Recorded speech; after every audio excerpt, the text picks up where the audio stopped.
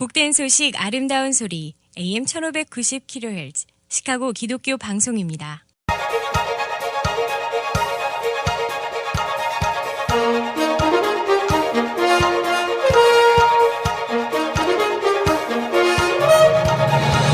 김정일 해설위원의 시사 해설. 세상을 넓게 봅니다. 삶의 지평이 넓어집니다.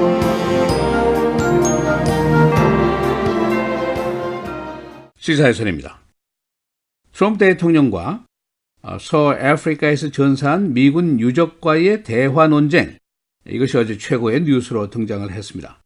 트럼프 대통령이 유족에게 조문 전화를 했는데 그 내용이 매우 모욕적이었다, 그런 주장이 있고, 반대로 트럼프 쪽에서는 그렇지 않다 하는 그 반론이 충돌을 한 것입니다. 그런데 이제 이것이 한 건이 아니고 여러 개였습니다. 그래서 지금 뉴스의 중심에 서 있는 의료보험 제도라든가 FBI 수사라든가 NFL 선수들의 표현의 자유와 국가 모독, 이런 뉴스 등을 제치고 탑 뉴스로 어제 종일 등장을 했습니다. 벌어진 일들은 트럼프가 전사자 미망인에게 전화를 해서 대화를 하는 중에 그가 서명한 것이 무엇인지 알 거 아니냐라고 말을 했습니다. 더 쉽게 말하면 그가 군인이고 죽어도 좋다고 사전에 사인한 것 아니냐, 그런 뜻으로 해석을 할 수가 있습니다. 이 트럼프 대통령은 이 말이 문제가 되자 오바마 대통령은 전사자들에게 전화조차 안 했다, 내가 유족들에게 성의를 더했다, 그런 주장을 폈습니다. 그러나 오바마 측근에서는 전혀 사실이 아니다라고 강하게 또 반발을 했습니다. 이런 일들이 종일 벌어졌습니다. 한쪽에서는 트럼프가 잘 하자고 한 것인데 태도에 어느 정도 실수가 있었다, 이런 정도로 이해를 하는 쪽도 있습니다. 그러나 또 다른 쪽에서는 그의 비인격적인 공격적인 태도가 또 드러난 것이다 라고 매우 부정적으로 받아들이는 쪽도 있습니다. 그래서 오늘은 트럼프 대통령과 전사자 유족과의 충돌, 어떤 일이 벌어졌는지, 또 이걸 수용하는 의견들은 어떻게 다르게 나오고 있는지 알아보도록 하겠습니다. 이 대통령과 전사자 유족과의 관계는 어떤 면에서 매우 조심스럽습니다. 대통령 자신이 사실은 이들을 전쟁터로 보낸 장본인이기 때문이죠. 그래서 역대 모든 대통령이 전사자 유족들과 대화를 하고 위로할 당시에는 매우 정중하고 큰 예의를 갖추어서 진행을 했습니다. 또 그리고 군인 또는 전사자에 대한 존경의 표시, 이것이 아주 유별나게 강한 것이 미국 사회의 하나의 전통입니다. 지난 10월 4일 서아프리카에 있는 나이저에서 4명의 미군 특수부대 요원이 전사를 했습니다. 50여 명의 아이스계 통해 테러리스트들의 공격을 받아서 전투 중에 사망을 한 것입니다. 이 중에 한 명이 사진 라 데이비드 존슨이라는 사람입니다. 트럼프 대통령이 이 사람이 전사한 후 12일째 되는 날에 그의 와이프 미망인에게 전화를 해서 위로의 말을 건넸는데 그 대화 중에 바로 말썽을 일으킨 내용이 들어있습니다. 그것은 그가 사인한 게 뭔지 알았을 거 아니냐, 바로 이 대목입니다. 원문을 보면은 He knew what he signed up for, 이런 얘기입니다. 그가 군 입대를 하면서 죽어도 좋다고 사인한 거 아니야, 그런 내용입니다. 이때 유족들과 함께 있었던 플로리다주의 하원의원인 프레디카 윌슨 하원의원이 있었는데, 이 사람이 이 대목을 폭로를 했습니다. 이게 유족들에게 할 소리냐 하고 굉장히 크게 비난을 했는데, 그 후에 이 전사자의 모친이 나서서 트럼프가 나의 아들을 불명예스럽게 했다라고 또 비난을 해서 거들었습니다. 이 윌슨 하원의원은 트럼프가 미망인과 대화를 할 당시에 심지어 전사자의 이름도 잘 모르고 있었다, 계속해서 대화 중에 전사한 남편을 You guy 라고 부르고 있었다라고 힐난을 했습니다. 이제 트럼프가 이에 반발을 하면서 그런 말을 한 적이 없다, 나는 증거를 가지고 있다라고 주장을 했습니다. 화이트하우스에 녹음을 지칭한 것으로 보이고 있는데, 그러나 그 후에 화이트하우스 측에서는 그런 녹음은 없다라고 밝히고 말았습니다. 그 다음날 트럼프가 이 논란에 그의 비서실장인 존 켈리를 끌어들였습니다. 존 켈리의 아들이 아프가니스탄에서 2010년도에 전사를 했었는데 오바마 대통령이 당시에 그에게 전화조차 하지 않았다. 그런 주장을 폈습니다. 그러나 오바마 측근에서는 그가 실제로 전화를 했었다. 라고 반발을 하고 있고 또 켈리 장군 쪽에서는 이 싸움에 자신의 아들을 끼고 싶지 않다 하는 태도를 보였습니다. 그런 후에 워싱턴 포스트가 또 다른 보도를 했는데 트럼프가 다른 전사자 가족에게 위로죄로 2만 5천 달러를 보내겠다라고 약속을 했는데 이게 지난 여름의 일입니다. 그러나 이 책이 최근까지 오지 않았다 하는 가족의 말을 보도를 했습니다. 그런데 화이트하우스가 워싱턴 포스트가 이 스토리를 보도한 그날 책을 메일을 한 것으로 드러났습니다. 이 사건들이 또 다른 정치적인 대결을 가져오고 있는데 존 맥케인 상원의원이 지금 상원 국방위원장이죠. 나이즐 사건의 전모를 밝혀라. 왜 전사했느냐? 또 그 이유는 무엇이냐? 당국의 잘못은 없느냐? 그것을 이제 알아볼 권리가 있다. 이제 이런 주장을 하고 있습니다. 이 폴리티커가 보도를 한 것을 보면은 국가안보위원회가 이 사건 직후에 사건에 대한 전말 발표를 준비를 했습니다. 그랬다가 취소를 했는데 왜 취소했는지 그 내용이 무엇인지 지금까지 여기에 대한 설명이 없습니다. 그래서 전사 사건 자체에 무슨 문제가 있느냐 하는 의심을 받고 있습니다. 이것이 또 하나의 벵가지 사건이 아니냐 그런 예상까지 나오고 있습니다.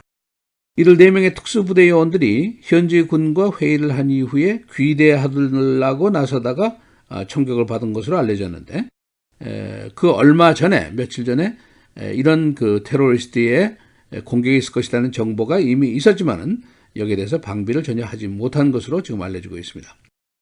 그런가 하면 또 다른 일각에서는 이 사건은 트럼프 대통령의 군 전사자 또는 군 가족 경시의 태도다 하는 공격도 있습니다.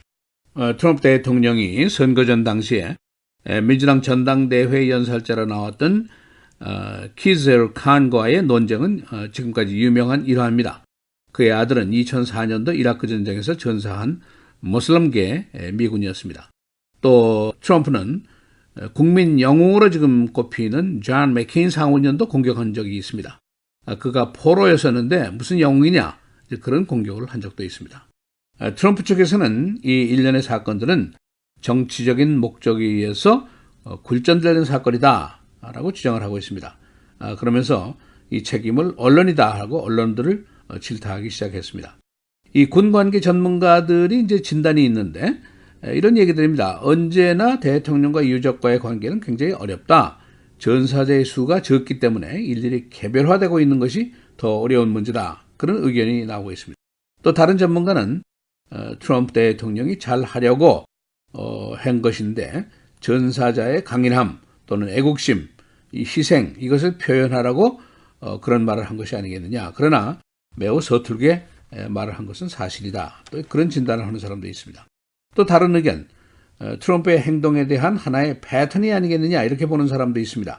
자신이 공격을 받았다고 생각할 때 아주 노골적이고 무절제한 반응을 보이는 것이 그의 태도인데 이번에도 그런 태도 중에 하나다. 그런 설명을 하고 있습니다. 그게 선거 전 시에는 성공적이었다고 할 수가 있겠지만 그러나 대통령으로서는 큰 실패작이 될 수가 있다. 그런 충고도 하고 있습니다. 그런가 하면 펜타곤은 이 사건의 전말을 더 조사하라고 지시를 했습니다. 이 사건의 여러 가지 정황이 아직 확실치가 않습니다. 12명의 특공대원이 현지 나이즐 군과 협의를 하고 그 이후에 50여 명의 테러리스트의 공격을 받았는데 30분 동안이나 치열한 전투가 벌어졌습니다. 그 후에 프랑스군의 전투기가 날아와서 이 교전을 끝낼 정도로 매우 치열한 전투였습니다. 이 사진 존슨의 사체는 전투 현장에서 굉장히 멀리 떨어진 곳에서 발견이 됐는데 48시간 후에나 사체가 발견이 됐었습니다. 시사해설 김재일입니다.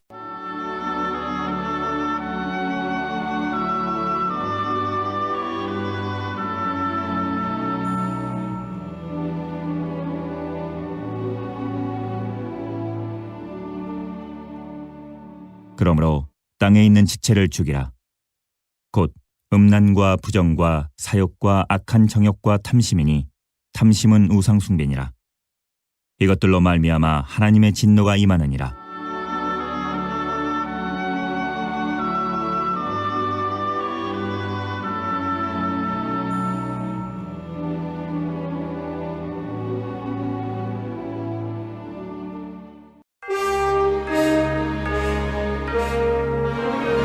상원이 오늘 트럼프 행정부의 차기 회계연도 예산안 표결을 실시합니다.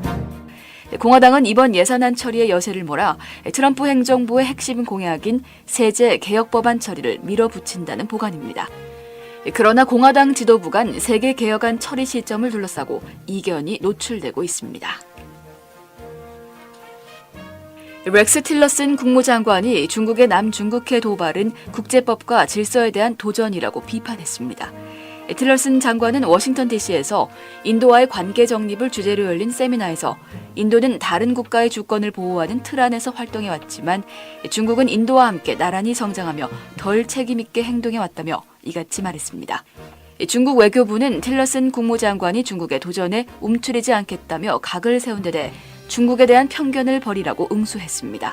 루캉 중국 외교부 대변인은 정례 브리핑에서 중국에 대한 편견을 버리고 중국과 같은 방향으로 갈 수 있도록 협력해 미중 관계가 안정적인 발전 추세를 유지할 수 있기를 희망한다고 말했습니다. 트럼프 대통령이 전사 군인 유족과의 전화통화에서 막말을 했다는 논란을 놓고 민주당 하원 의원과 진실 공방을 벌인 가운데 백악관이 해명에 나섰습니다. 앞서 프레데리카 윌슨 하원 의원은 어제 트럼프 대통령이 최근 니제르에서 전사한 라데이빗 잔슨 병장의 부인 마이슈아 잔슨에게 전화를 걸어 남편이 무슨 일이 일어날지 알고 입대했다고 말했다고 전했습니다. 이번 논란에 대해 백악관은 트럼프 대통령이 잔슨 병장의 부인에게 전화했을 때 존 켈리 백악관 비서실장이 옆에 있었다며 켈리 비서실장은 문제의 발언에 대해 애도의 표시로 인식했다고 밝혔습니다. 메릴랜드주 핫볼드 카운티 직장 총격 용의자가 델러웨어주 뉴욕에서 체포됐습니다. 37살 레디 프린스는 어제 오전 지난 4개월 동안 일했던 키친 카운터탑 업체에서 총격을 벌여 3명을 죽이고 2명을 중태에 빠뜨린 후 타주로 도주했다가 붙잡혔습니다. 경찰은 어제 총격의 피해자 모두가 총격범 프린스와 잘 아는 사이였다는 점에서 우발적 범행이 아니라 치밀한 사전 계획하에 벌인 살인극으로 추정된다고 밝혔습니다. 제넷 옐런 연방준비제도 의장이 내년 2월 임기를 마치는 가운데 정권 내부의 반대로 연임 여부는 불투명한 상황입니다. 트럼프 대통령은 오늘 옐런 의장을 만날 예정이며 연임 여부를 고려하고 있지만 핵심 백악관 보좌진들은 교체를 원하고 있습니다. 연방정부가 내년 초 리얼 아이디법 시행을 예고하면서 캘리포니아주 등 22개 주와 5개 자치령에 사는 주민은 국내선 이용 시 여권을 준비해야 할 상황에 놓였습니다. 언론은 최근 연방교통안전국 TSA를 이용해 지난 2005년 제정한 리얼 아이디법을 내년 1월 22일부터 시행한다고 보도했습니다. 일리노이주를 비롯해 미시간, 미주리, 루이지애나, 뉴욕, 로드아일랜드 등 6개 주는 현재까지 국토안보부의 리얼 아이디 발급 규정을 적용하지 않거나 승인을 받지 못해 국내선 이용 시 내년 1월 22일 이후 여권이나 연방정부가 발행한 신분증 등을 제시해야 할 것으로 보입니다. 라미 매뉴얼 시카고 시장은 어제 재임 중 6번째 세금 인상 예산을 발표했습니다. 그는 시카고의 재정 안정과 경제 발전을 위해 불가피한 조치라고 설명했습니다. 인상된 세금은 시 펜션과 노후한 수도 시설 개수를 위해 쓰여집니다. 시는 내년에 부동산세 6,300만 달러를 인상합니다. 일리노이주가 토요타, 마츠다 공장 건설 후보지에서 제외됐습니다. 자동차 회사 측은 어제 일리노이주가 직면하고 있는 여러 가지 문제점을 이해하고 있다고 밝혀 주의 재정적 난제가 이 결정의 요인인 것으로 보입니다. 토요타와 마츠다는 지난 8월 미국에 16억 달러를 투자해 새 공장을 신설한다는 계획을 발표했었습니다. 이로 인한 고용 효과는 4,000명이었습니다. 시카고 컵스가 어제 기사 회생했습니다. 컵스는 어제 내셔널리그 4차전에서 다저스에게 3대2로 이겨 플레이오프 탈락을 면했습니다. 컵스는 오늘 시카고에서 5차전을 갖게 되고 5, 6차전은 토요일 주일 다저스 구장에서 갖게 됩니다. 날씨입니다. 오늘은 맑은 날씨 보이는 가운데 낮 최고 70도, 밤 최저 54도, 내일도 대체로 맑겠고 낮 최고 78도, 밤 최저 58도, 토요일 대체로 맑고 흐리고 밤사이 일부 지역에 약한 비가 예상됩니다. 낮 최고 74도, 밤 최저 63도, 주일 흐리고 비 소식 이어지겠습니다. 낮 최고 67도, 밤 최저 54도입니다.